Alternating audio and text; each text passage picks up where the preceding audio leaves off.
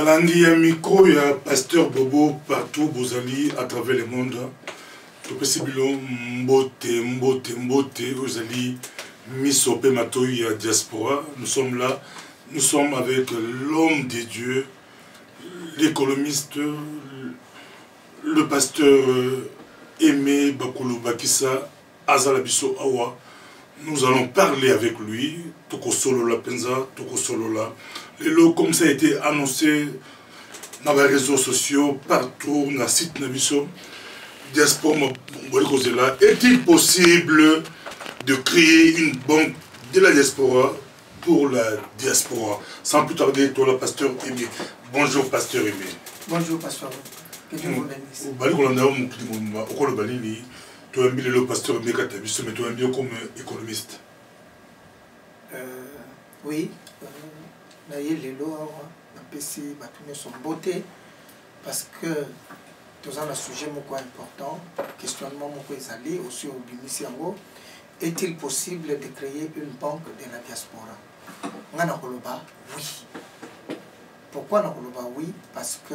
Mais avant, oui, est-ce que pasteur Aimé, économiste, comme son éco-tcha, flou, pasteur, économiste, est-ce que vous expliquer? Pasteur Aimé.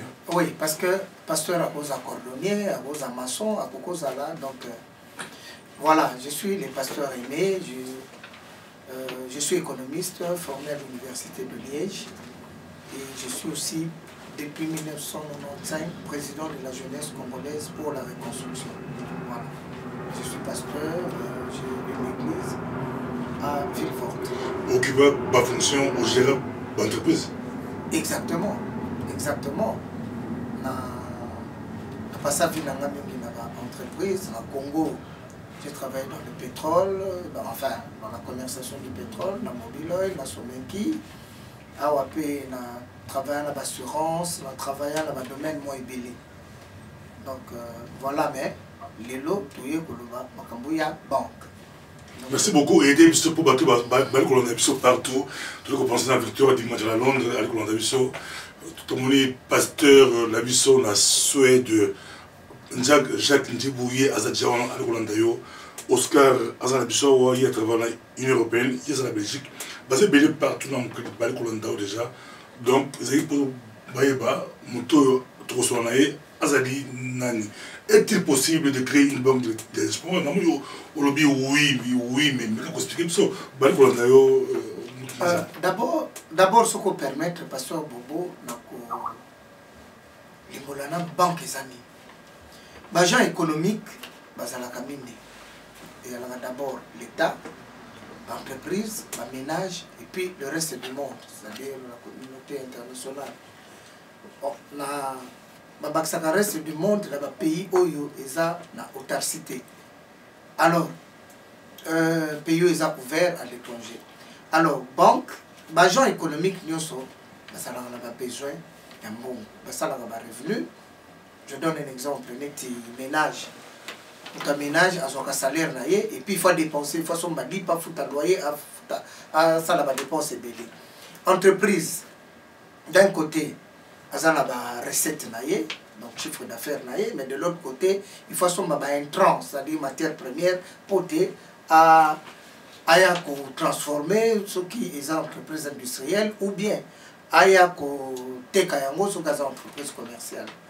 Bon, l'État peut le lenge moko. Azana ba fonctionnaire naie, azana ba en recette azape na ba impôt naie. Mais nyoso wana pour na ko canaliser yango, tous ala na besoin ya banque. Banque musa nango ko récolter ba fonds ya agent économique ou azana ngo ebele pour na ko tient à disposition ya ba gens misusu. Donc dans la banque centrale, il y a des monnaie ou bongo et puis la banque commerciale qui est créée la monnaie scripturale, crédit et tout ça. Donc voilà un peu l'explication par rapport à Yango.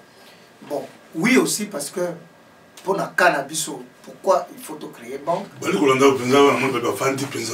Pour permettre aux Zala bilingues, aux Zala en français, on a Lingala, Zala bilingue, pour le terme technique, Minikapnanga et aux Zalaté, et au Sama Pokoso, de Walabaga, au français, pas de problème. Ok, merci beaucoup, Pasteur Bobo. Je me disais déjà comment je devais traduire beaucoup de termes techniques. Merci de m'avoir donné l'opportunité de m'exprimer aussi en français.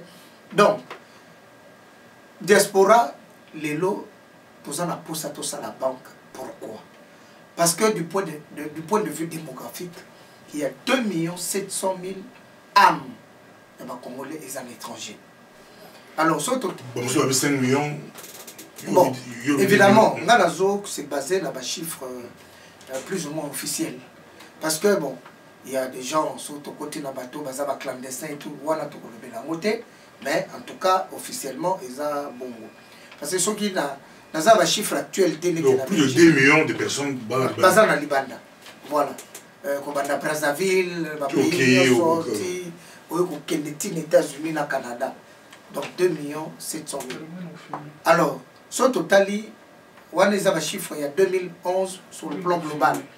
Bon, on a eu des chiffres, je n'ai pas eu de chiffres actuels sur la Belgique et les autres pays de l'OCDE, mais est-il que la Belgique, déjà en 2005-2006, on était plus de 67 000 Congolais, la France, plus de 54 000, les États-Unis, 10 000, le Royaume-Uni, plus ou moins 7 000 déjà à l'époque. Et voilà quoi. Donc, diaspora, ils appellent ça communauté Moko Mounene. Donc, voilà sur le plan démographique. Donc, il y a beaucoup de Congolais qui se trouvent à l'étranger. Sur le plan financier, ils ont poussé parce qu'il y a un besoin. Tu vois comment on a que en 2011... Donc, tout ça, j'ai belé, ça déjà plus. Si vous avez belé, on a 1 et puis 2. Oui. En 2009, les Congolais ont transféré vers le Congo 9,3 milliards de dollars, ce qui est une somme énorme. Sokotali à cette époque-là, à la même époque, en 2011, selon les chiffres officiels, autant dans l'ANAPI, surtout dans la Banque centrale du Congo, PIB à Congo est à 16,1 milliards. Donc, transfert, ils ont représenté 57% de PIB. C'est pas que bien entendu, mais c'est au côté, au Zéla, Yambaye, c'est qui? Yambaye. Non, si Oscar, tu as un bio au côté, en pleine émission, l'Andabiso, tu as eu le temps pour poser la question. Merci beaucoup. Nous continuons. Alors, donc, je disais que rien qu'en 2011, les Congolais ont transféré vers le Congo de l'étranger, donc les Congolais de la diaspora, ils ont transféré 9,3 milliards, ce qui est une somme colossale.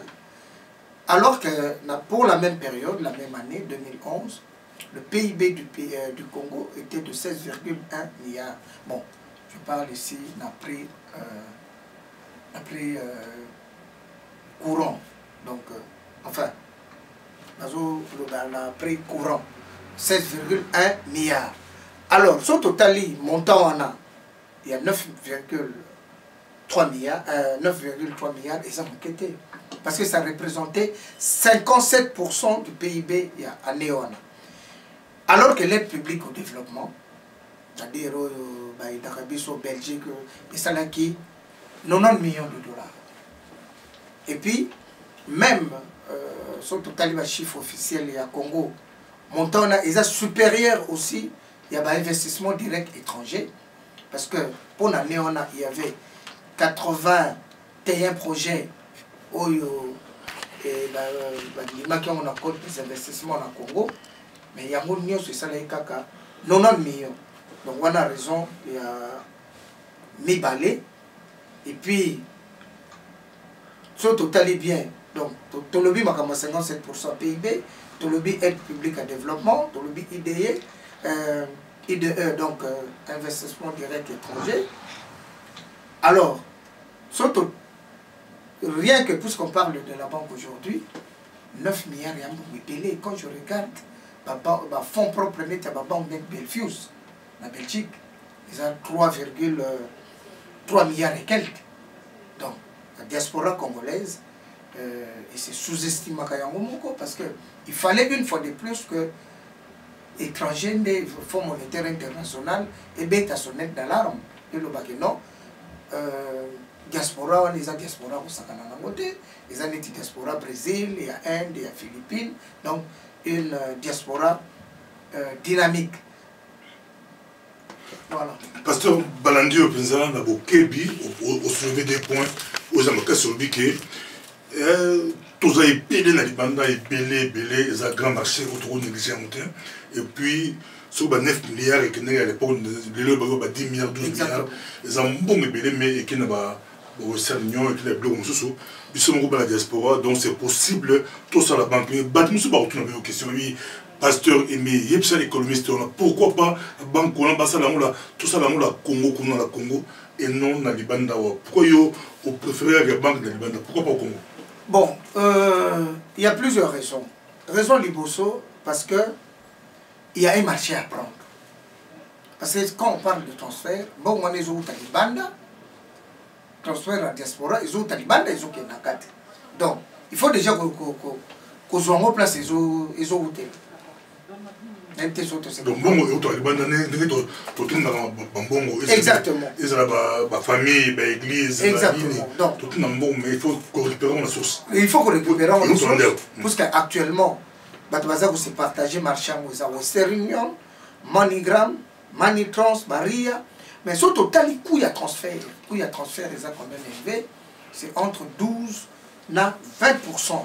Il y a montant, il y a transfert. Et surtout, total, ils ont un grand business, ils ont un business à Moukété parce qu'il y a 4000 bureaux et partenaires. Il y a Western Union, il y a MoneyGram, il y a RDC. 4000. Surtout à Kinshasa, rien que dans la commune de Chili, il y a 16 bureaux, il y a des fonds. Donc c'est un grand marché. Donc, ça c'est sûr. Et puis, à la longue, mais tout noter les sous que l'objectif n'est pas puisque vous allez là, il faut que le taux est diminué parce que 12 à 20%, ils ont quand même ébellé. Alors, toujours qui m'a payé, puisque le but, donc, dans le but qu'il faut toujours donner la source. Et puis, il faut aussi mettre pied au pays. Les Brésiliens, les Mexicains, les Indiens, les Philippins. Voilà. Le but est de canaliser le transfert de fonds dans le compte d'épargne et des fonds d'investissement. Comme ça, le système épargne retraite, par exemple. Parce qu'il va te délai. Bon, il travaille ici, à la fin, à l'Obaka, on va vivre dans un pays chaud. Donc, le Congo, c'est un pays chaud. Donc, il faut créer un système d'épargne retraite pour immigrer. Et puis, un taux d'intérêt préférentiel, là, autour de Awa, que l'être au Salango Awa, au Salango Pekuna. Parce que même Awa, dans le Sala, parce que Bobo, comme nous regardons aujourd'hui les quartiers Matongé, quartier Matongé, qui sommes-nous, Congolais, dans le quartier Matongé? Nous sommes des simples consommateurs. Locataires, sous-locataires même. Exactement. Ce n'est pas normal. Alors que diaspora congolaise, voilà, surtout ça les banques, tokoki couper ça conseil, voilà tout le bélango na rôle la banque. Comment? On s'appelle ça rôle la banque. Exactement. Voilà. C'est un mot parce que pour comme tout le monde bandi ou tonga te bate parce qu'on bon puis bâtir tonga mais ce bango bazar la banque qui le bi rôle la banque la psy rôle la banque on a auto aux salama et aux années. Voilà. Rôle la banque to échapper na rôle traditionnel à banque donc collecter ba fonds la agent économique oyo bazana ngomo délai pour nous pesa ba o ba nango besoin. Bon. Évidemment, oyo ba ko pesa mbongo bango ba ko recevoir ba intérêt oyo pe ba ko defa ba ko futa ba intérêt to ya o ba ko futa vous a toujours plus élevé bon vivaka lengona on est un problème mais maintenant l'être collecté bambongo wana. Donc jouer sur deux tableaux. Parce que Awa d'abord, nous avons un sérieux problème. Quartier Matongé. Les Congolais sont locataires, sous-locataires, donc tout ça qu'on se retrouve. Il faut quand même qu'on se retrouve. Donc même dans supermarché. Bon, Moutoumoko est le kilo. Mais ceux qui vont organiser, nous avons notre banque. Nous pouvons faire comme toutes les autres nationalités d'origine. Donc les Turcs vont se rassembler. Ils vont évoluer ensemble. Parce que le problème, il n'y a pas un esprit fédérateur. Sur total, 9 milliards résébélés.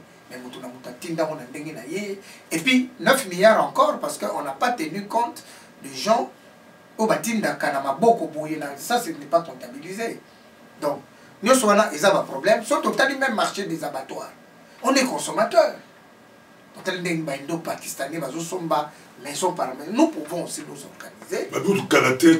Même un restaurant et comment Pakistanais, c'est les restaurants à tabac, à Fumbo, Congolais, à Moulongo, tout ça, mais quand la petite base projet, ça va restaurant, il y a Congolais, mais il y a Pakistanais. Exactement. Donc, nous sommes les problèmes. Donc, rôle l'ambition, nous avons collecté à fond vers l'agent économique au Bazanango. Parce que qu'est-ce qui se passe dans une économie réelle? Les gens ont des revenus. Donc, on a un revenu net à ménage et ça net à salaire. Ok. On te a un salaire là. À foutu loyer, à foutu gaz, électricité et consort. Si le reste c'est quelque chose, il place épargne à côté de la banque. La même chose dans l'entreprise, la même chose dans la banque. Mais il y a la Fortis Bank, la Paris, la Bango, la Londres, la banque qui est là. Il y a la banque qui est là. La banque est avant de continuer, Oscar, ceux qui ont réagi, soit soit Dieu répond à Oscar à sa parole. Nous avons la Paris, nous avons confiance en Yojo, donc nous avons l'arnaï, à la banque, à la banque où il est créé. Est-ce que c'est possible tout Congolais à me saner voilà, je crois que voilà, peut-être le bilan a un obstacle, la difficulté au niveau de son côté. Maintenant, on a proposé dans le stade où tu as expliqué ma collecte, après ma collecte, deuxième chose, la gestion des moyens de paiement, ma chèque, ma virement, ma fait de commerce. Et puis, troisième rôle, la mission vous allez octroyer ma crédit à court terme, à moyen et long terme. On est aux nécessaires parce que le lot, il faut ordre d'idée. Si quelqu'un veut aller dans l'entreprise, il y a qu'à construire, puisque la diaspora a de besoins. Ils ont donné à la famille, ils n'ont rien vu. Alors, ceux qui ont la diaspora, sur place, ceux qui ont la maison, ok, moi maintenant je veux construire ma maison, on peut se conseiller à qui sur les conditions, il y a question, il y a risque, la banque va voir le risque. Si on va moniquer, ok, et remplir les conditions, on peut se crédit, tindi vers l'entreprise, on va conseiller, et puis on va tomber le alors, et puis tout ça, le service d'hiver, va changer, va transfert, parce que le but, est de motiver du soir, tout le but, oui, puis c'est idée, et ça non transfert. Oui, mais bon, on a, et vous allez appeler un obstacle, c'est vrai que mais il faut croire, il faut qu'on rassurer, il faut qu'on soit là, il faut qu'on ait la sécurité pour tout le monde, surtout les épargnants, parce que bon, ils ont entre autres la raison de ça de parce qu'il y a la commission de contrôle bancaire, hein, il faut bon on a encore ça parce que ça bon il y a un bateau, donc il y a quand même des règles d'orthodoxie, il faut qu'on suive pour que bon on a éliminer ça là affecté la ça là, voilà. Donc banque et de cette classe moyenne dans l'espérance to continuer côté au secteur et la banque Oscar wali kolanda biso to pêcher maloba Oscar ce qui réagir Pasteur Bobozo, quand même. Très bien. Ah, merci. Merci mingi pour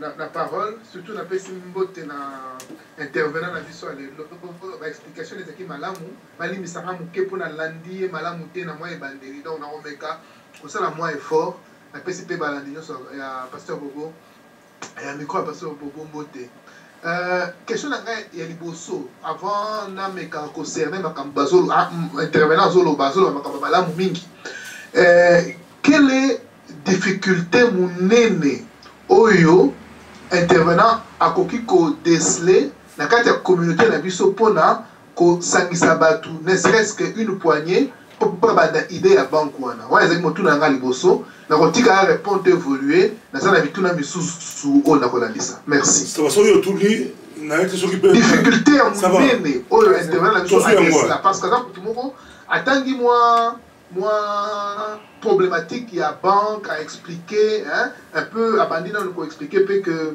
bah, transfert à ma fonds on a vu ça ils ont tellement miné que l'équipe même parfois va avoir propre à certaines banques alors qu'est-ce qui fait que pour naïe na étude naïe on a boyebi ya makambu ya ma banque na kati ya communauté ya ma banque en général et puis la communauté quelle serait la difficulté à monnaie pour tout le Congolais, hein? Même dans la banque et diaspora, la communauté marocaine, la communauté égyptienne d'Angleterre, la communauté à Bissika et Belé, quelle est la grande difficulté?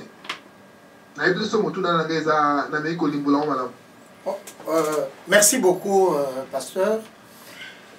Et là, quand les posso, ils ont passé, il faut d'abord que les Congolais en confiance. Problème, ils en ont place one. Parce que, nous que même biso moko ba Congolais. On a une question d'ailleurs, Oscar a posé, vous répondrez? Oui, nous répondrons. Même biso moko, on n'était pas conscient que en 2011, rien que cette année-là, 9 milliards de Koko et la diaspora et na Congo. Il fallait fonds monétaire et biso. Donc, il faut que Congolais a se remettre à un self-esteem.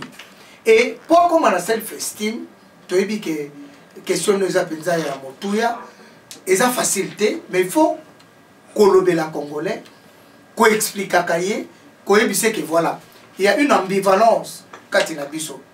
Donc, d'un côté, tous efforts, parce que nous sommes capables, il y a qu'on mobiliser 9 milliards, ou tous autres dans le Congo, soit pour nous bateau,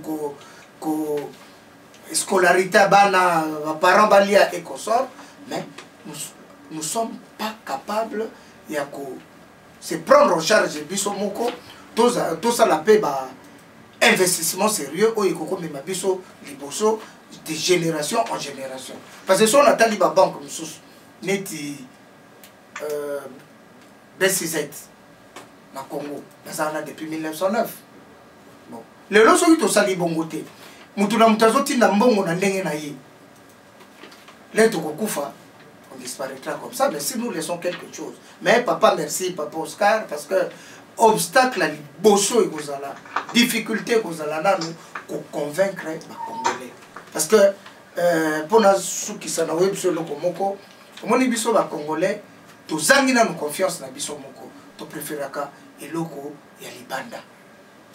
Ce pasteur est mis à ce monde au tiers du bosseur à banque nayo banque bagoye mais yo oublié au champ de l'été yo mo za montu à train na banque do monde l'été bon assez justement c'est ça le problème ce qui la question il y a marché nous allons voir comment évoluer les marchés la preuve c'est que tous en un stade il y a publicité donc pour annoncer déjà idée et puis nous sommes en train de travailler à fond jusqu'au fin de mois. Donc, tout un expert et belé parce qu'on a beaucoup de Congolais qui sont experts en matière à banque.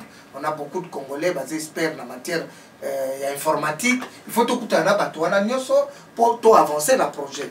Mais la difficulté sera, papa Oscar a posé question à CPLI, la première difficulté que nous avons, mettre les Congolais en confiance. Ce qui est l'eau. Kamati bati mundele liboso omona batinu subaye kotikambo Mais il faut qu'on rassure les Congolais que surtout 9 milliards, tous sont capables de faire l'entreprise, tous sont capables de faire la banque, parce que l'entreprise, la banque pèse l'entreprise. Non, si on a montré le bosseur, toqué la Suède, Pasteur Jacques Ozol Ndabiso, la Suède. Est-ce que on a ok, merci Mingi, parce que vous l'ami Pasteur Oscar très bien. Malgré moi, je suis qui m'a micro. Pasteur Aimé. Ok, Pasteur Aimé, merci beaucoup pour la correction. La question est simple. D'abord, Bandeko Oyo, Oyo Bazui Likanisi. Il y a que ça là, qu'on propose pour la banque, pour la banque. Est-ce que d'abord, ce sont des gens qui sont crédibles dans l'organisation Oyo? Alors, ceux qui bazali, Oyo bazali crédible. Est-ce que la démarche Oyo Amu basali, la démarche, bazoli une kosala, ou bien basali la démarche, est-ce que bazoli mukane informer bande ko nyonso pe to ko kozala informer des autres que va nous na makoki en d'autres termes mbongo pour nous ko ya ko tia afin que les camarades ko kende bientôt et ndengeni. Je peux répondre. OK, merci beaucoup papa. Et yami balé des normes o ya ko fongoleli banque. Est-ce que ezali ekozala ndenge moko na banque nyonso ou bien yango ekozala différent à la place na meko kosuka na mkewa? OK, normalement na ma crédibilité, je crois que crédibilité ya moto na poto document et attestat kangona nous ezali casier judiciaire. Je pense pas que parmi bato bazui initiative bato moko bakota ba banque bakota ba prison pardon pour na ba misala basala awa na mokili oyo yase, je crois pas. Donc côté crédibilité, je pense pas que ça problème. Mais oyo ko tuna susu soki déjà processus est en cours ou bien oui, le processus est en cours, mais notre sabino que les lots pour la publicité na sens que les cambo eye bana batuba bongama que les cambo zo salama. Mais les lots mutu mon côté à robimsa un franc naie à pesa parce que avant mutu à pesa il faut d'abord que ba statut ils a publié dans moniteur belge par exemple ceux qui ont décidé que ils a la de droit belge par exemple. Alors et puis il faut bah, acte moko notarié, mais on n'en est pas encore là, papa. Donc les lots, ils ont pour la communauté que voilà, il y a une banque qui est en train de se créer parce qu'il y a un besoin. Voilà, on a évité ceux qui sont sur ces amis. Ok, moi que nous sommes ok, mais on va dire c'est banque en là. Et c'est la banque qui est internationale ou bien ça la limite Europe. Et puis, bon, normalement, l'idée biso toza nango eza boy. Pour la banque on a parce que les question ya kozombo d'un côté et puis qu'on fout de l'autre côté. Donc, ceux qui déjà organisme financier à transfert net Western Union, contacter moyen du tout et tout ça, nous aussi on fera un effort. Soit nous-mêmes en tant que banque, ou par l'entreprise, il y a des partenaires. Parce que ceux qui ont place, nous pouvons utiliser des partenaires. Tout le monde, mais pour que tout le monde, nous avons la monnaie du tout, nous allons nous débrouiller. Ceux qui ont la monnaie du tout, la monnaie du tout, ils sont capables de couper ces bons à partir de là.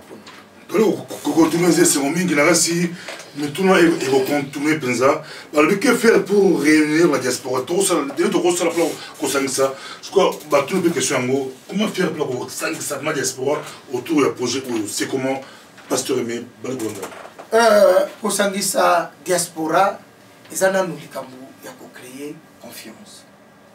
il faut que on nyonso parce que mon enfant a fait sa mbongone quelque part, il faut s'assurer que mbongone écoute pas bien. Bon, évidemment le risque zéro n'existe pas. Tout le monde a dit les États-Unis avec Madoff où les gens se sont appelés ça qui est confiance depuis plusieurs années et puis la souka 65 milliards et c'est volatilisé qui a coupé sous compé ça mbongone.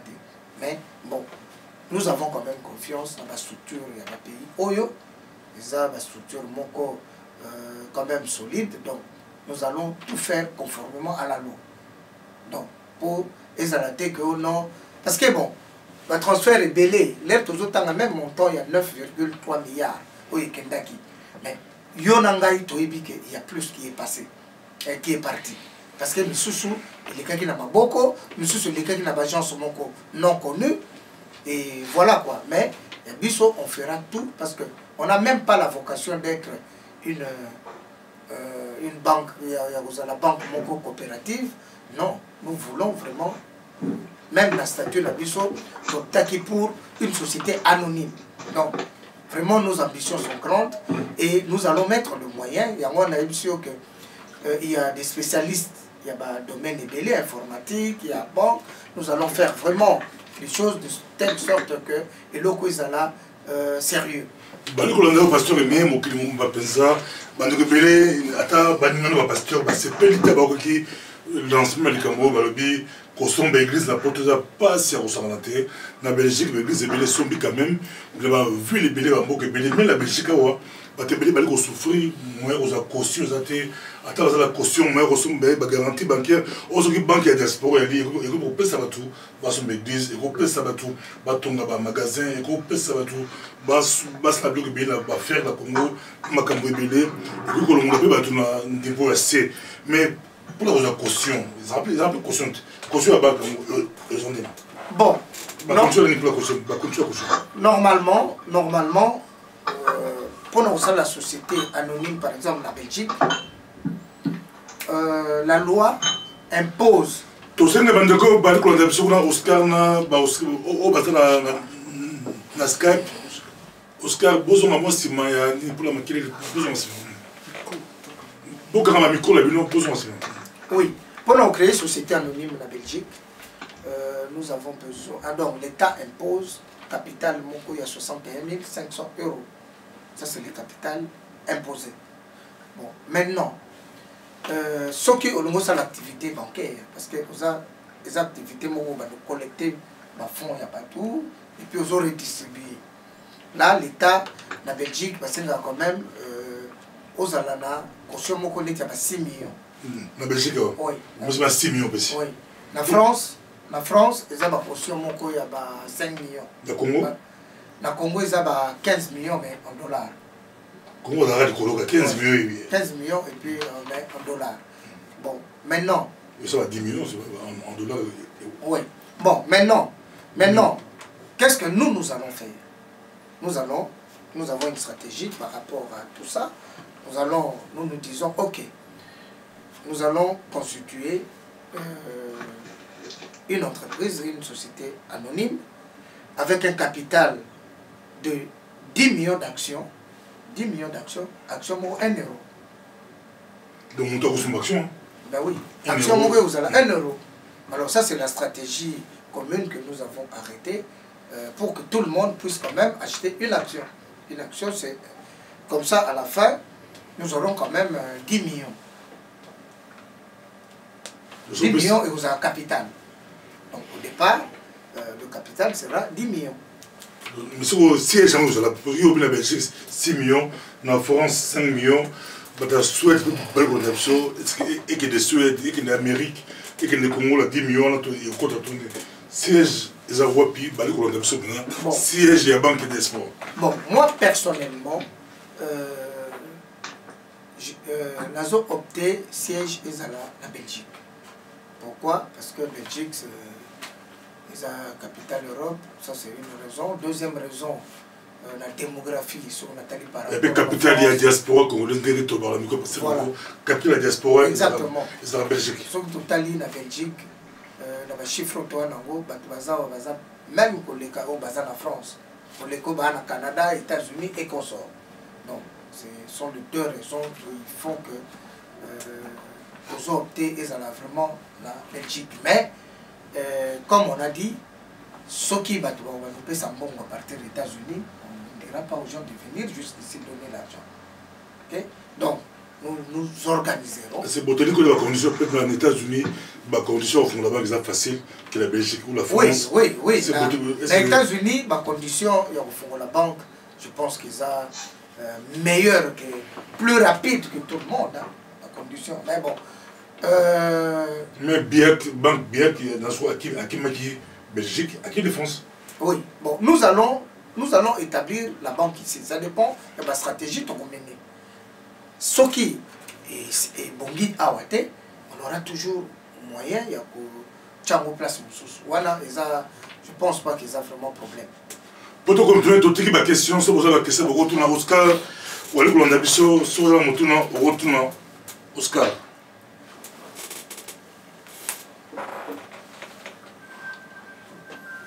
Oscar. Ou Jacques, pasteur à Montuna, au retour le temps, pasteur à Montuna. Pasteur Jacques. Oui. Au Solanda, au retour à Montuna. Nazolanda très bien. Nalandini na lobby et ma question est vous à la montée pour na yo mona onde gini. Idée na yo est bien. Mais le problème c'est que au moment où il faut lancer banque, il y a eu plusieurs étapes, quelques réunions et salamaki. Mais même les États-Unis en gros, donc vous allez l'obliger parce qu'on a une communauté là-bas. Il y a un petit chiffre, il y a 2005-2006, il y avait 10 800 Congolais aux États-Unis. Bon, donc c'est un marché aussi. Parce que même ceux qui sont sali awa, nous irons toujours là-bas. Parce que même ceux qui sont sali kuna, tu vas toujours payer kaka awa. Parce que awa paye, tu vas payer sambon. Donc, yamona nazolo papa, à ce stade, je ne pense pas que le siège est déjà fixé. Parce que nous sommes en concertation, la spécialiste est en droit, c'est eux qui vont aussi nous guider. Nous sommes en contact avec les spécialistes en droit, ils vont faire le droit comparé pour voir où vraiment, effectivement, ça doit être situé. Mais, nous répéter que nous avons besoin de partout pour fonctionner. Parce que, surtout Salikaka Awa, nous avons la banque pour la Belgique, alors que nous avons besoin, il y a des clients basés en France, la diaspora a besoin en Canada, bien que bazar militaire, parce que la chiffre natala qui est en 2005-2006, qui 600, mais les lots, je crois qu'il va commis peu moins belé. Voilà les caméras. Ah si, on peut se montrer dans ce que Oscar a sa commis à une question là, sur le territoire contre Oscar. Ok, bon, très bien. Ah, merci Mingi en tout cas. Pasteur Rémé, hein? Oui. Nga motuna nanga eza boye. Oui. Nana motuna nanga libale po na posaki déjà liboso. Oui. Na landio peza na bokebi mingi makambo zoloba eza na bwanya mingi. Eza makambo très intéressant et zoya la communauté. En tout cas encouragement mingi kokele na sens wana. Alors etindi nga na poser question moko un peu plus détaillée. Na do poser na tina ya ne pas le parler en français avec intérêt, c'est-à-dire avec beaucoup de l'attention dans Makambozo Loba. A Olobi que pour constituer un capital de 10 millions. Action et vous allez 1 euro et que permettre Moutounion so na posa ya koya kocha action et pardon ya koya kocha maboko asomba ba action. Naza rassuré na terme ya garantie na sens que pour bande commune batuni les questions ya siège vous allez wapi peut-être pour rassurer bango. Mais une fois que la banque est agréée dans le Belgique, par exemple, en tout cas, l'État tout a dans la simana. Attends les lots, l'État a garanti l'assurance des alliés, peut-être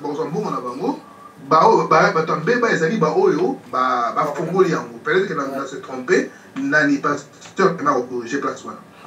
Motuna na yango, na pola zonga pesa na motuna. Ndenge ni penza okosala po au constituer 1 million que aux battre parce que ça paraît simple. Mais tout ça que même à 1 euro, il faudra 10 millions. Il y a des Congolais qui ont 1 euro dans le projet. Par expérience, que quand les choses peuvent paraître simples théoriquement, mais ce qu'il faut, c'est que les Congolais ont 1 euro. Vous êtes sûr que ma coquille est causale pour la banque. Ou alors, vous avez un moyen de sous-sous, et sans vous dans les détails, quels seraient les moyens pour le projet et Botama. Claire.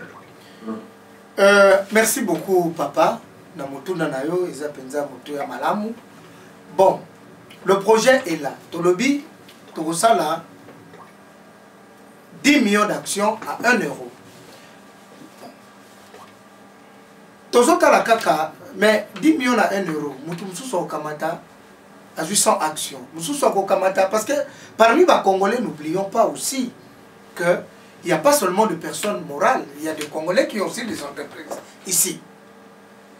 Alors, Batouana, ils ont beaucoup plus de moyens à cause de l'action conséquent. Compte tenu, il y a biloko il y a objet, il y a statut, n'engeni toko expliquer tout n'engeni toko ça. Et la remercier parce que bato belé bakokoye ko banga na premier niveau na niveau garanti, mais yo po appuyer ngo de toutes les façons. Ce qui le lobe agréé toujours ba document nyoso. Le statut apparaître dans le moniteur belge et que acte communautarié, je crois que la première garantie moussous qu'on est kawan exacté. Ce qui me bezali, donc nous avons répété kaka makambo lobi, nous avons confirmé ngo lususu. Ce qui me bezali parce que il y a l'assurance et puis il y a la réassurance. Mais au niveau de la banque, l'assurance va agir pour na bateau bazali bambeba, mais on va sali ba faute. Bango ne va poursuivre bango. Donc côté on a bateau ba bangate. Mais 1 million ça paraît beaucoup.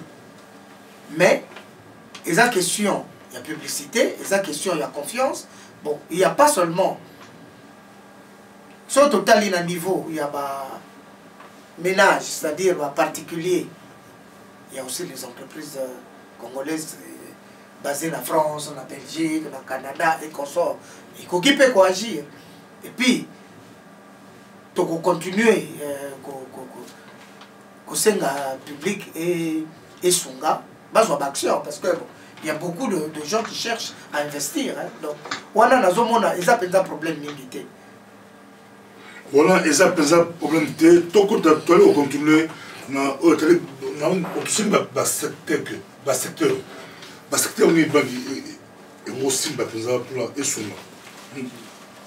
Bon, dans le Baki, Awa, Tokotala, le dossier est Italie.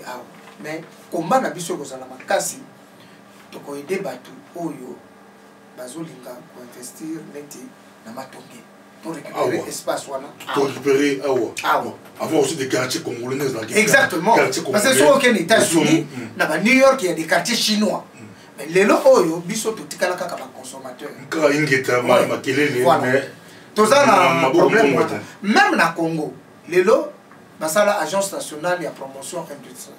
La promotion de l'investissement dans le matin industriel. Il y a investissement. Mais ce qui total, de 2009 à 2012, il y avait 300 projets. Oyo et bénéficier d'un code des investissements. C'est dû à quoi la communauté pour c'est tout dans les bandes, fandi, investir, projet, quartier, shop, magasin, shop. Mais notre communauté vraiment est émergée et ça l'est en monté. Bon, au moins, il y a une question, on n'a pas de self-esteem hein, dans le Bakiamo déjà. Donc, on n'a pas confiance en nous-mêmes. Le Congolais n'a pas confiance en l'autre. Donc, Toza, peuple, attention, nous pouvons disparaître. Nous pouvons disparaître. Pourquoi? Parce que ce qu'on tali, même dans l'Ongoli Makamon, sur le plan économique, les Congolais n'ont pas confiance. Les entreprises, il y a des Congolais, ils ont confiance, il y a agents étatés. l'État aussi n'a pas... Donc, il y a un jeu de cache-cache entre major économique. Les partis, les ménages n'ont pas confiance en l'État.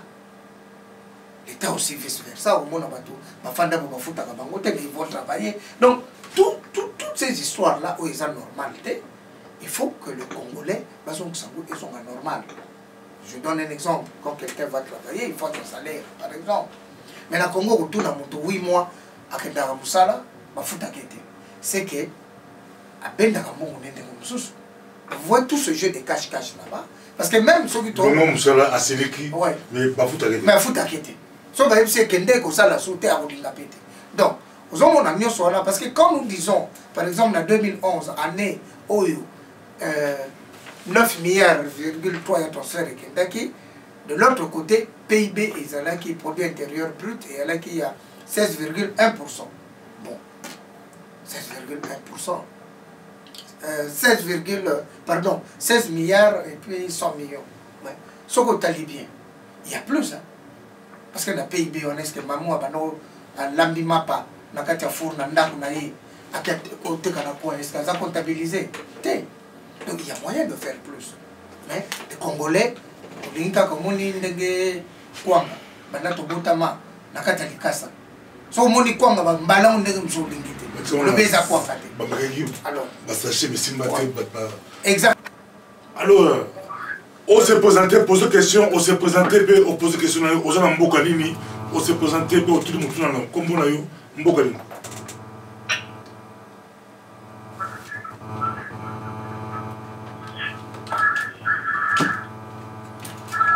Bali Kolanda yo, au Pesi Kombo, et puis Mboko Zali, et puis tout le monde.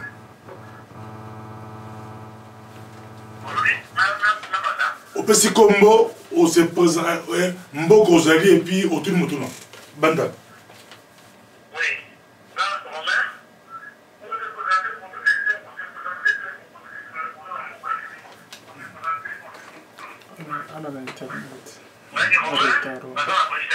Oui, tout le monde là. Question. Toi, Nico, très bien. Question.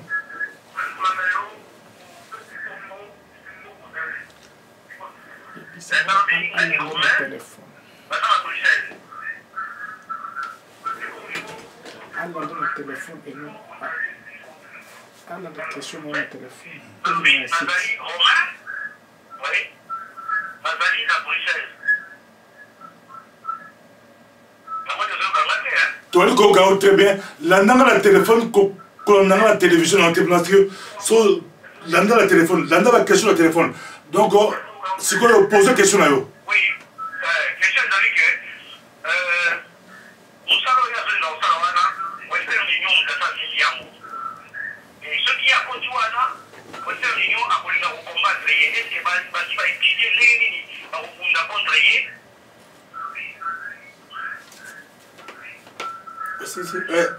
aussi ici, hein?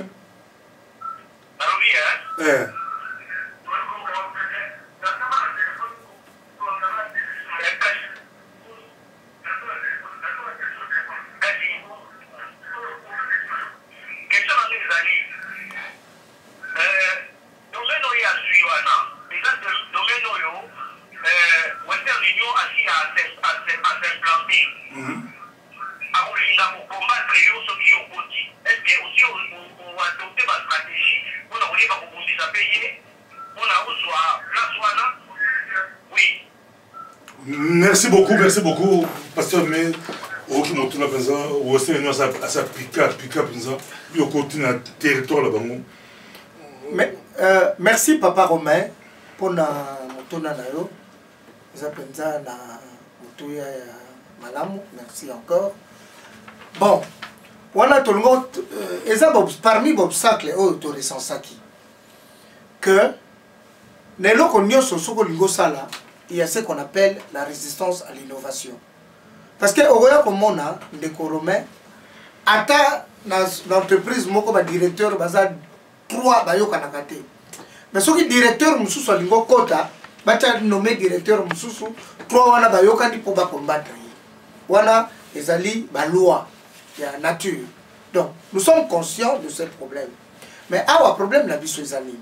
que biso champ na biso eza ye aza kaka na opération ya transfert biso champ na biso eza plus étendu parce que na kati ya questionnement na biso totali transfert eza na problème donc nous pouvons plonger sur ces parce que soit aujourd'hui même na taux ya c'est 5%.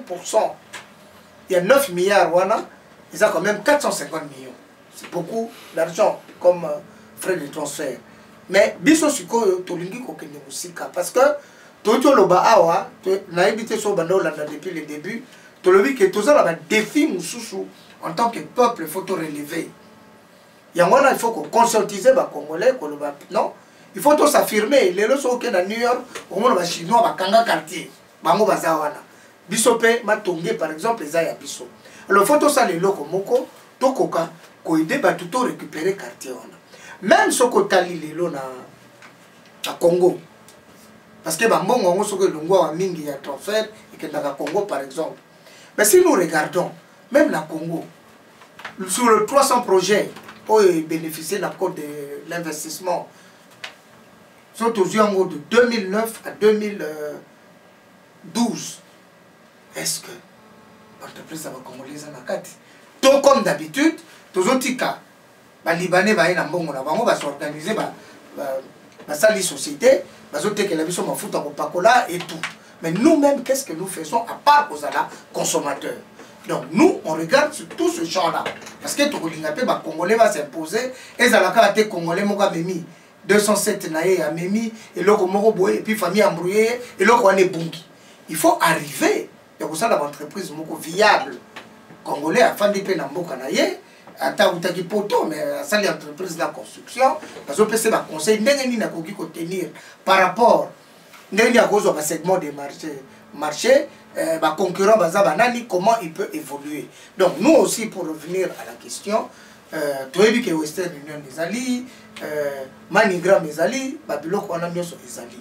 Mais notre secteur est plus étendu toyebi pe ba difficulté to kokokutana na yango mais quand on entreprend on calcule les risques. On calculera toujours le risque. Nous connaissons le risque qu'il y a à rentrer sur ces marchés-là, nous les mesurons, et puis bon voilà, il faut se battre pour réussir. Merci, Romain Aokio, ceux qui ont intervenu après, mais le secteur. Pour les secteurs, en tout cas, le secteur éligible, il a évelé dans le code de l'investissement congolais, secteur à service, le secteur et industrie, l'exploitation forestière et agricole, l'infrastructure. Il y a au total, et ça a 300 entreprises pendant 2009, 2012, où ils sont éligibles. Bon, évidemment, dans le service, il y a la banque. La période où il y a à peu près 23 banques qui se sont installées dans le Congo. Mais surtout, les banques, ils sont à l'étranger. Donc c'est comme si...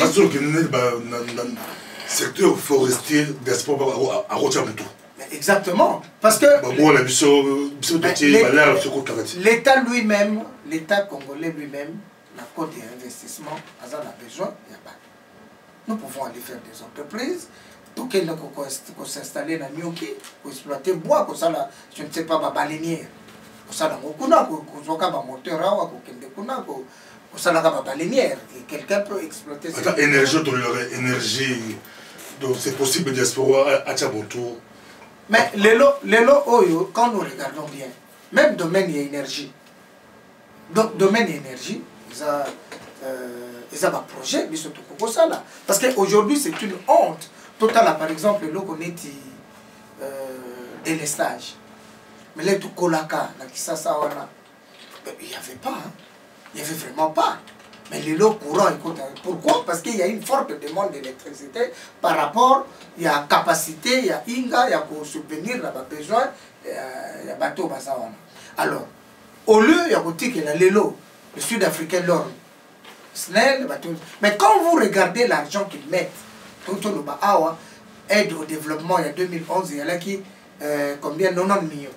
Mais c'est ridicule par rapport à montant oyo biso to disposer ensemble Parce que qu'est-ce qu'on va tourner bien ensemble, mais qu'est-ce qu'on va tourner d'inquiétude, nini. Merci Oscar, à la moto, tout le monde, inquiétude, nini, politique, sans répondre, Oscar a posé mon tour là. Inquiétude nini politique face à la diaspora. Pour diaspora, nous sommes banda depuis même temps à Kassavo, Mobutu, diaspora et si bakatena Colombo. Ça va Congo, ça va diaspora Afrique et un peu comme ça. Et c'est pas côté la diaspora, parce que aya a si sur le côté économique, il y a un peu comme ça. Au moins que au sol la réalité on a des boulot. Oui, mais gouvernement la diaspora, ils ont toujours à couteau tiré. Non, mais attention, attention. Attention. Moni, la diaspora congolaise, je pense que même l'État congolais, c'est que cette diaspora n'est pas n'importe qui. Parce que, pour répéter sur ce montant où il mobilisait qui était, où il mobilisait chaque année, parce que maintenant c'est plus, ça c'est sûr. Mais, problème est à l'Iboui, et ça c'est est-ce que diaspora wana a beaucoup s'organiser? Parce que quand nous regardons le 9 milliards, mingi kendeki ponani.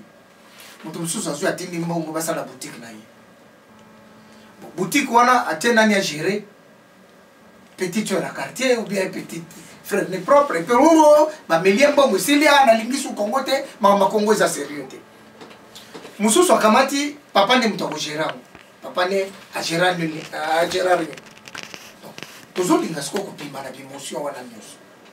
Faire des choses concrètes. Les lois tozotala kitoko food asali na côté Saint-Léon. École. Ouais, Gentler asali. Bon, marqué sous na Bukangalonzo parc industriel, batumsu basali. Mais nous Congolais, nous pouvons aussi nous organiser. Mais oui, nous pouvons parce que sur total montant, il y a un investissement dans ça. C'est rien par rapport à mon montant qu'on mobilise. Vous voyez? Donc, même l'État congolais, l'État a reçu des qualité. Ainsi, tous en montouna Oscar. Oscar, réaction, Oscar, Balcolandayo. Oscar.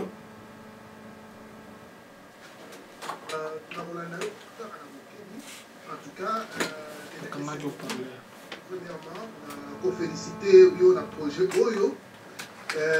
La question de quoi tout qui la question malade autant à tout est-ce que on va au tché bomi si ni po au ça la face na mutuna ya romain oui aso ya Western Union au répondre de malade et puis na ko bakisa muke pour na yo ce ko permettre ngai oui c'est que partout place entreprise fongolaka misu se bois et ya ka pe ko fongama et on ko plus toujours et ya ka ko lekela ba o ezalaka ce ko suis exemple ba ya ba banque la banque ya mike ezalaka ya minene ezalaka ya mike ya elia yango soki ozwi baentreprise okomonaka baentreprise mosusu neti Kodak awuti kokanga mais azalaka ya liboso bao mosusu baye kolia ye part ya marché donc kose lancer dans l'arène oza toujours na part ya oyo bato okozwa peut-être mpona koya même kokanga Western Union ce n'est pas impossible ezalaki remarque ya moke remarque ya mibale avant na poser question na ngai nani likambo ya diaspora diaspora dans l'État congolais. Je pense que la diaspora dans l'État congolais est à la mingi de Kambuyambongo.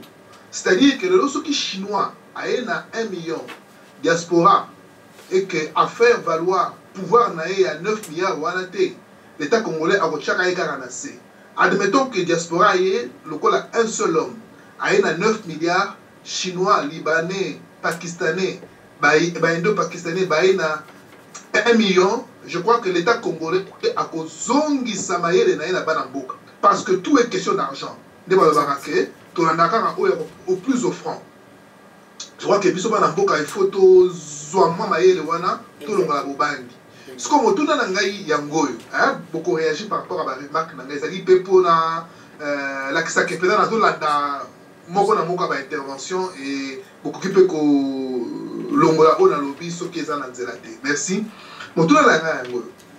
Est-ce que pasteur Aimé, oui, est-ce que priorité na yo ezali kosala na nous banque oyo ko rassurer tout un chacun awa na mboka oyo avec ba visée pour n'importe quoi Congo to priorité na ezali parce que ça comprendre penza malamu te est-ce que banque Congo ça la finalité pour na Congo to ko permettre pe un Congolais oyaza awa awa ko bénéficier de service ya banque au moins la mingi batu awa na mboko yo autobiso to komi awa to moni un peu comment ça se passe muto bota par la banque na ye ti asombi ndako banque na ye ayo ko sala entreprise kaka na banque oyo azaka na moto mbaboti na bafungola ki est-ce que banque Congo ezali na comprendre mingi ezali mingi pour kaka tourner vers l'Afrique ou bien ezali pour d'abord ko s'accaparer na client awa ko servir vraiment malamu ou azana un projet pour nous sauter bazana projet pour la mboka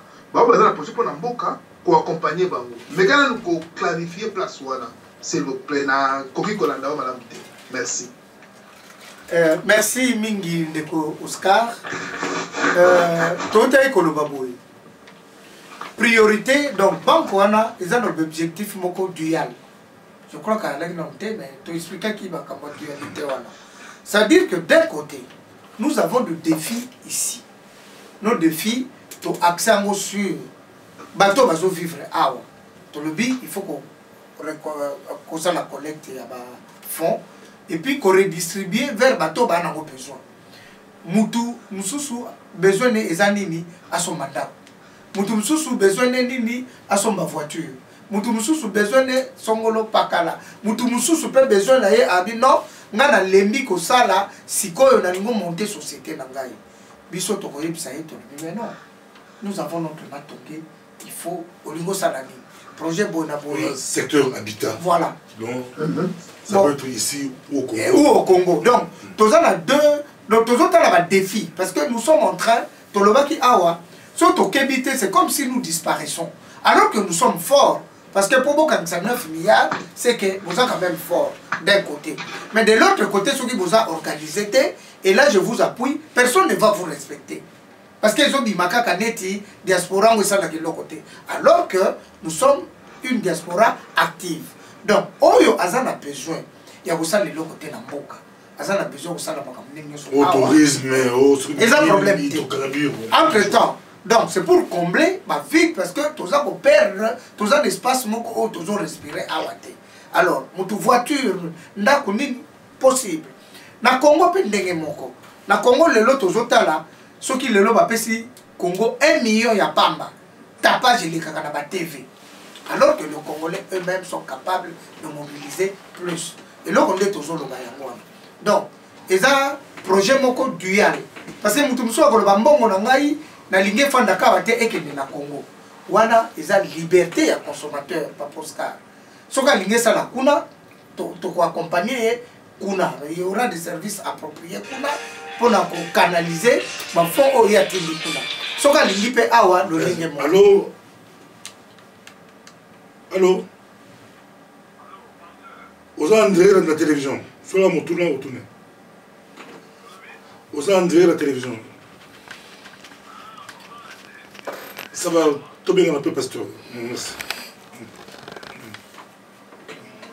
oui merci si ko répondre à aussi répondre tout continuer même si on a beaucoup échoué et puis bah échoué mais quand même va quoi la monter bon pasteur mais projet qui tout quoi et aucun des potes au côté va secteur mais et puis bah échoué bon on dit pourquoi tu vas échouer pourquoi tu vas échouer na Congo tout le monde presque tout le monde à ça là va projet va échouer parce que nous allons en ordre dispersé.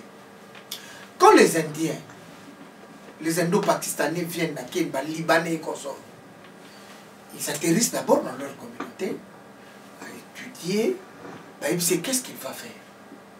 Mais nous, chacun, il va de sa manière. C'est la plus grosse difficulté que nous avons. Or, ceux qui m'ont accueilli, qu'est-ce qui arrive souvent? Tout le monde connaît tout. Mais ils ne connaissent rien en fait. Donc on met la piste, mon moyen Moutouana a évolué et ça. Et puis Moutouana au Koya, aïe, avec notre Tomoka, au Congo, et Simbakate. Nous tous on a connu des problèmes. Yangoana, toujours le Baawa, tout ça la Makambu sérieusement, mettons-nous ensemble. tout ça là makambo est sérieux. Si quelqu'un veut investir dans l'hôtellerie, il faut pas passer ma conseil. Moutalimo ça là, je ne sais pas, savon.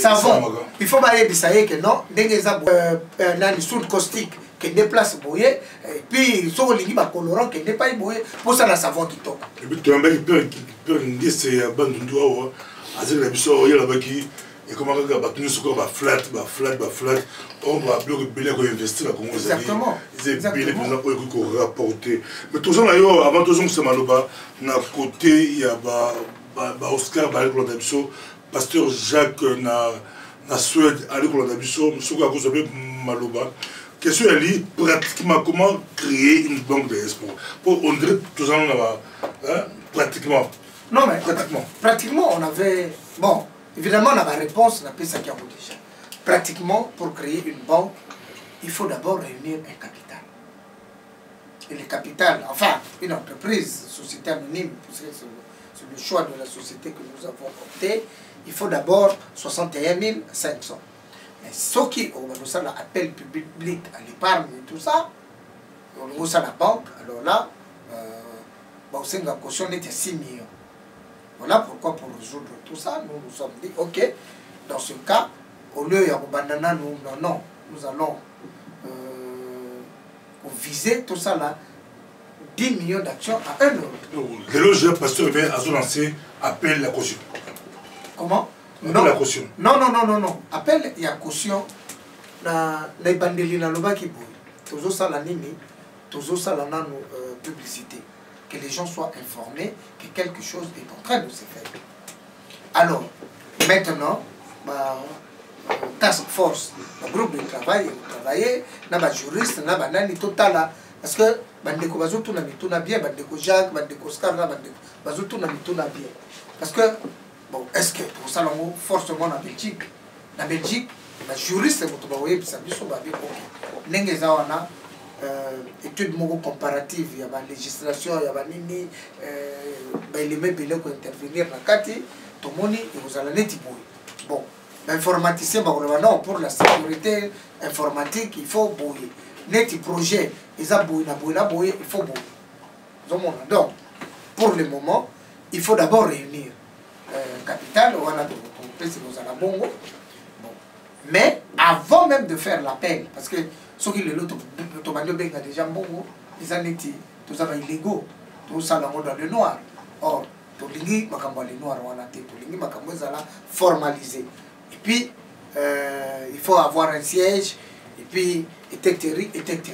Donc, si balandi au bénin bokebi balandi la bokebi mais toujours si maloba bandeko là aussi ndeko Jacques aux la Suède to peut se maloba aux on d'abiso réaction là yo au cours de balini peut trop passer la souka ndeko la Suède Hollandi pasteur Aimé au cours de balini vraiment merci mingi pasteur Aimé pour la intervention là yo ba makamne so gozo pesa vraiment zali malamu mingi on a tena ko mona ke ba bikolo mususu to ba nation mususu ba lusala quand même makambo malamu makambo mais par contre biso na Congo ezaka Congo esimaka te Congo ezaka na bo na landa ki ngam no ba parce que ezali manque ya confiance envers nous-mêmes envers le problème de sala bongo mais moi une question comme que na tout na quand même bana ko koyeba ezali oyo ba condition nini oyo bo mettre to ba garder vous comme pour na bato oyo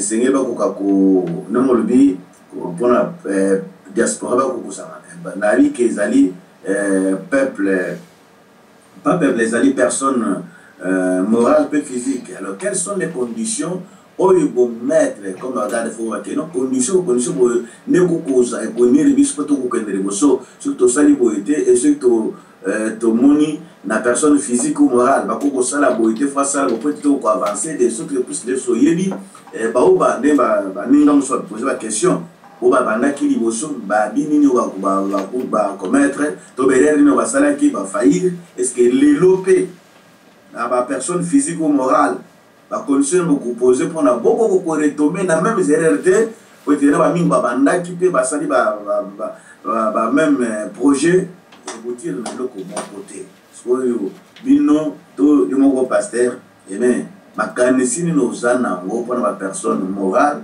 ou physique ou bakoluka kotia bango mpona tia na chita likambo oyo. Merci beaucoup papa mpona motuna na yo. Bon, bagarre de fou, il y a bien ezalaka bagarre de fou juridique. Au monde de Bamboko, tofandi nga na yo papa, il y a la loi même pour nous protéger les consommateurs. Je crois qu'on est là que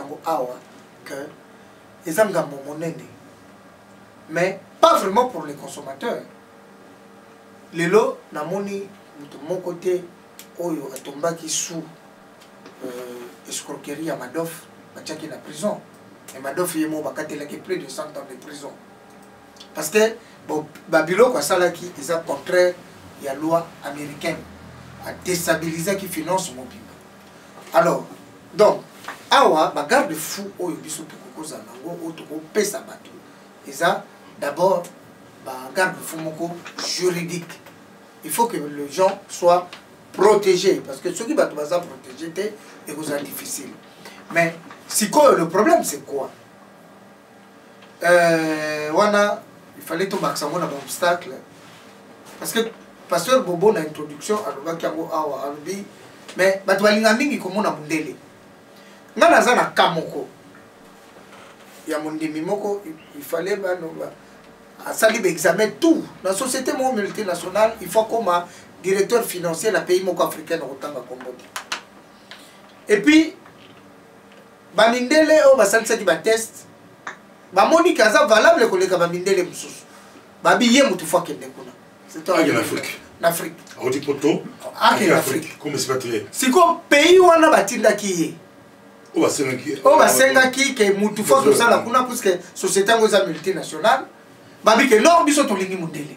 Baboy mutu mundu. Baboy mutu mundu. Et ça a un problème. Même bamindele bango va comprendre te. Donc mutu mundu a gagné l'examen. Oui. Mais pays on est lingi.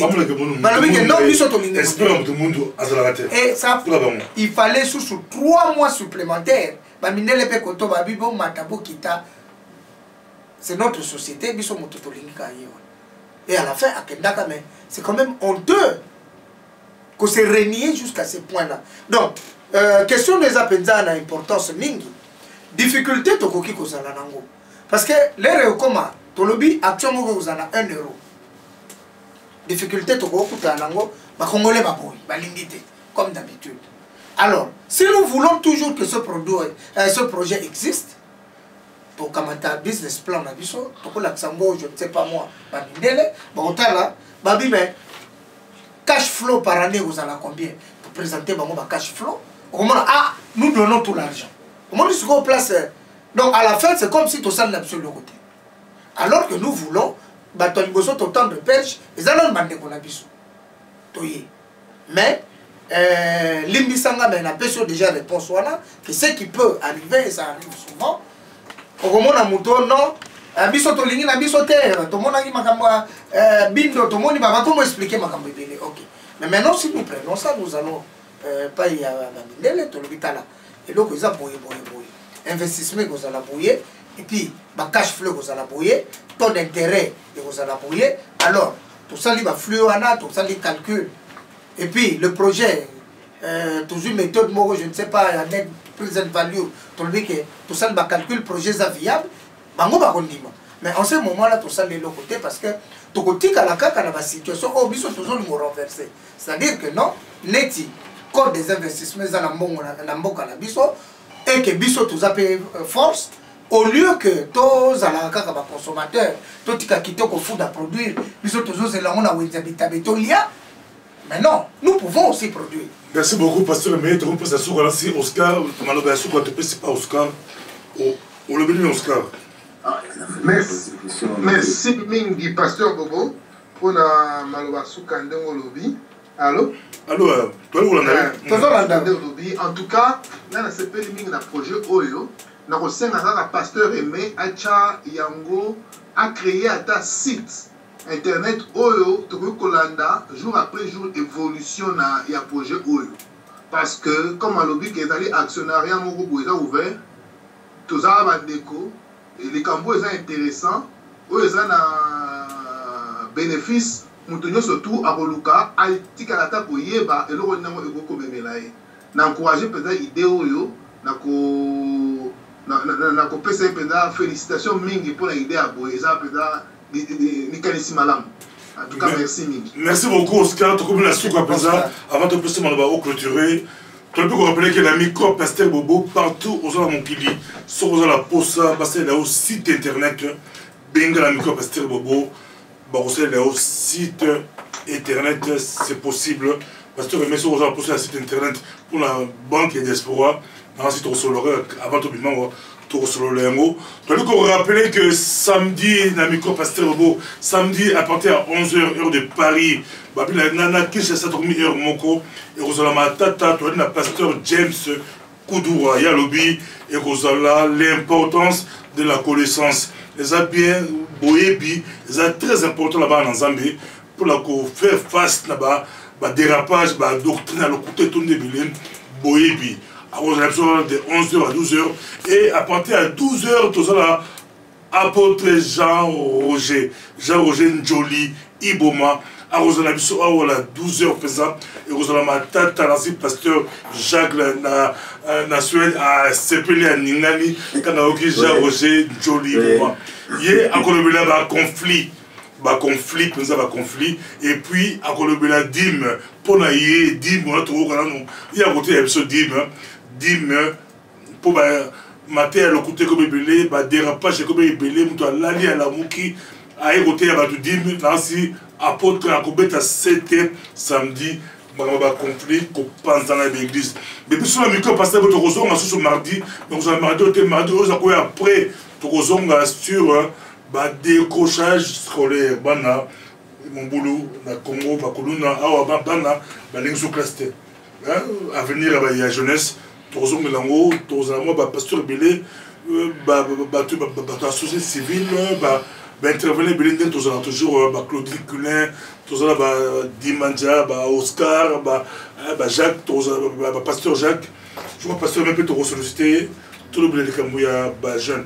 Tu reposes dans la émission la biso, Balabi, Nancy a monté à lobby. S'il te plaît, 2 secondes seulement. C'est là que 2 secondes seulement. Et le bas. Et Nanyaki n'a tout passé les mêmes questions au Yakobake. Mais tous ceux qui pèsent au diaspora, on va consommer 1 euro. Attends, on va dans l'actionnaire, on va dans l'endengeni. Place on l'a dit. Merci beaucoup. Ton peu c'est parole en source. Ton émission à partir à lobby, tu as dit qu'on lançait.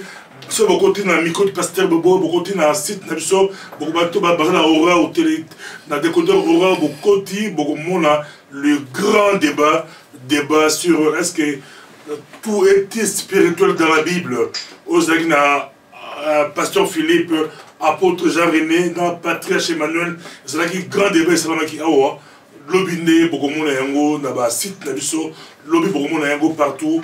Bokota Bolanda, le grand débat, est-ce que tout est spirituel? Est-ce que c'est faisable, banque? Oui, banque est faisable. Actionnaire, donc Toloba qui est bien capital, il a 10 millions d'actions, il y a 1 euro. Donc, Moto a 1000 actions. Donc, soit Moto a même une action aux actionnaires. Alors, par rapport à donc Liloba Yasuka, Nalingi vraiment ko beta CT ils ont responsabilité la biso ba Congolais diaspora koloba ke toza faible ndenge biso moko to kanisaka ce n'est pas vrai les chiffres ils ont prouvé mais c'est quoi toi là ba problème to to ko bango au monde pays na biso nazomona même ba premier ministre bazo kumisa croissance mais peuple na biso ils sont toujours faible. Pourquoi? Parce que l'air va calculer la PIB wana parce qu'on a 3 optiques.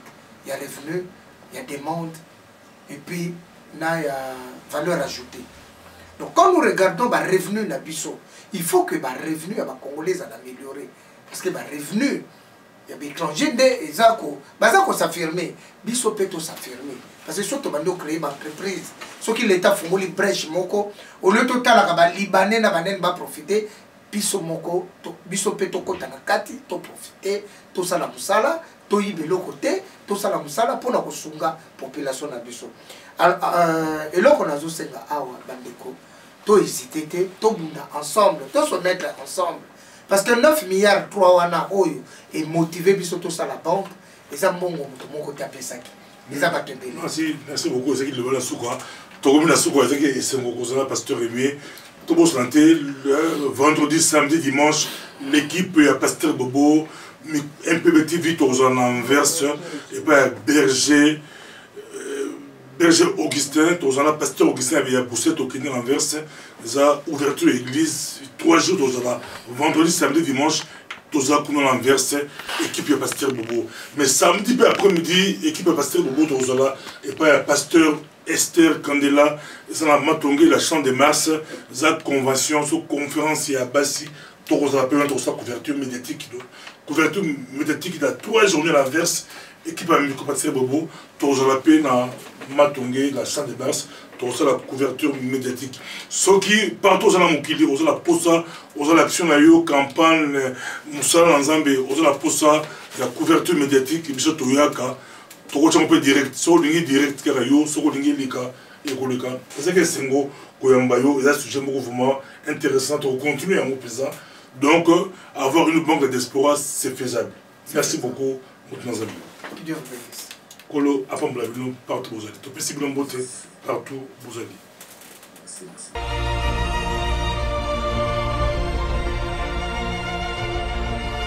Les amis, quoi, pasteur Bobo, aux traiteur, nous avons fait au Lambaka, au Lessakabatebele, la domaine, il y a qu'à la micro pasteur Bobo, au présenté Makamulayo.